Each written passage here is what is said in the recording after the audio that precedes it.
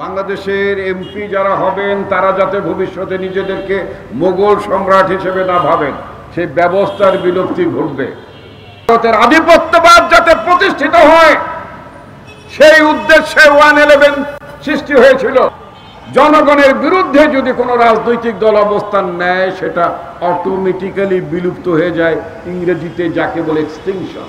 বাংলাদেশে আওয়ামী লীগ বলে কোনো রাজনৈতিক দল থাকবে না। বাংলাদেশের রাজনীতিতেও দুর্যোগের ভাব আছে। সে বহু আগে একটা বহুল প্রচলিত চর্চিত একটি শব্দ আছে, বাংলার আকাশে আজ দুর্যোগের ঘন ঘটা। তো বাংলার আকাশে দুর্যোগের ঘন ঘটার যে কথা বলা হয়েছিল, সেই ঘন ঘটা বারবার বাংলাদেশের রাজনীতির আকাশে আসে, ঘুরে বেড়ায়। বাংলাদেশে 2024 সালে একটি স্বৈর শাসনের বিলুপ্তি হয়েছিল। সেই স্বৈর শাসনের বিলুপ্তির বছর পূর্তি হচ্ছে এখন। জুলাই মাস থেকে সে আন্দোলনটি শুরু হয়েছিল, ফাইনাল আন্দোলনটি শুরু হয়েছিল অগাস্টের 5 তারিখে শেষ হয়েছিল। আন্দোলনটি এই ফ্যাসিস্ট সরকারের বিরুদ্ধে রচিত হয়েছিল 17 বছর আগেই, কিন্তু চূড়ান্তভাবে আমরা বিজয় অর্জন করেছিলাম 2024 সালের 5ই আগস্ট। আমরা কি বিজয় অর্জন করেছি? সেই বিজয়ের মধ্যে আমাদের আকাঙ্ক্ষাগুলো কি ছিল? শুধুমাত্র বাংলাদেশে একটা ইলেকশন হবে না, শুধুমাত্র বাংলাদেশে 300 এমপি হবেন না, নারী আসন কিছু বাড়বে সেটার জন্য না, বাংলাদেশের মানুষ শোষণ থেকে, বঞ্চনা থেকে মুক্তি পাবে। বাংলাদেশের এমপি যারা হবেন তারা যাতে ভবিষ্যতে নিজেদেরকে মোগল সম্রাট হিসেবে না ভাবেন, সেই ব্যবস্থার বিলুপ্তি ঘটবে।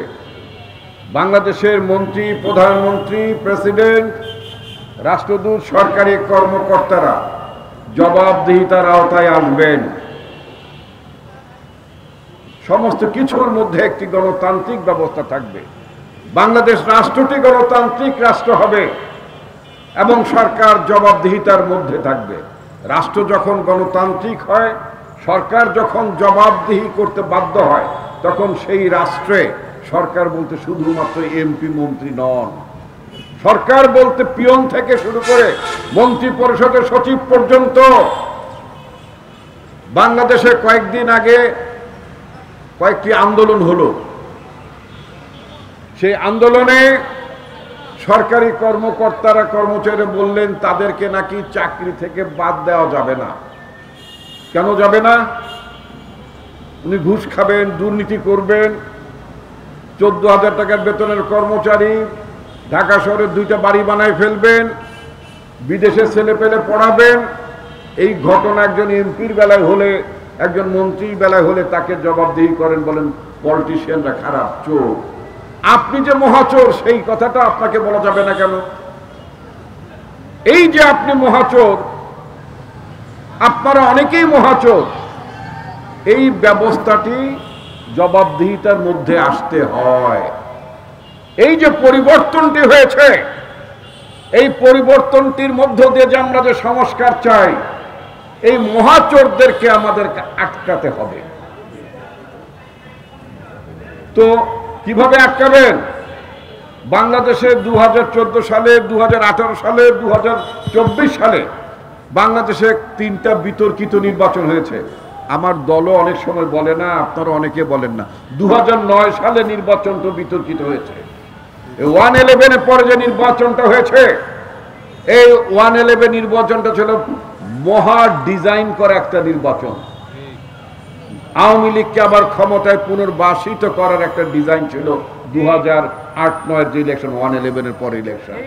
একেবারে প্ল্যান করে আওয়ামী লীগকে বসানো হয়েছে, একেবারে প্ল্যান করে বাংলাদেশটা যাতে ভারতের একটি করদ রাজ্যে ধীরে ধীরে পরিণত হয়ে যায়, ভারতের আধিপত্যবাদ যাতে প্রতিষ্ঠিত হয়, সেই উদ্দেশ্যে 111 সৃষ্টি হয়েছিল।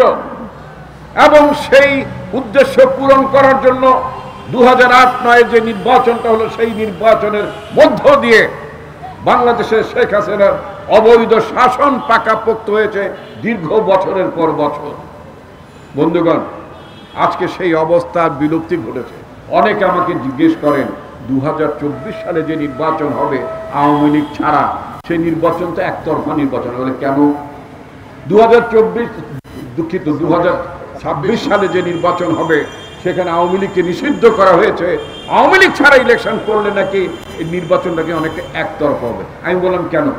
1947 সালে, এখানে অনেক তরুণ সাংবাদিক ভাইয়ের আছেন, তাদের উদ্দেশ্যে বলছি, 1947 সালে পাকিস্তানে মুসলিম লীগ বলে একটা দল ছিল, সেই দলটি পাকিস্তান সৃষ্টি করার জন্য নেতৃত্ব দিয়েছিল। তাদের ভুল রাজনীতি করার কারণে 54 সালে সেই রাজনৈতিক দলটি যে এমন পরাজিত হওয়া শুরু হলো, ধীরে ধীরে সেই দলটি বিলুপ্ত হয়ে গেল।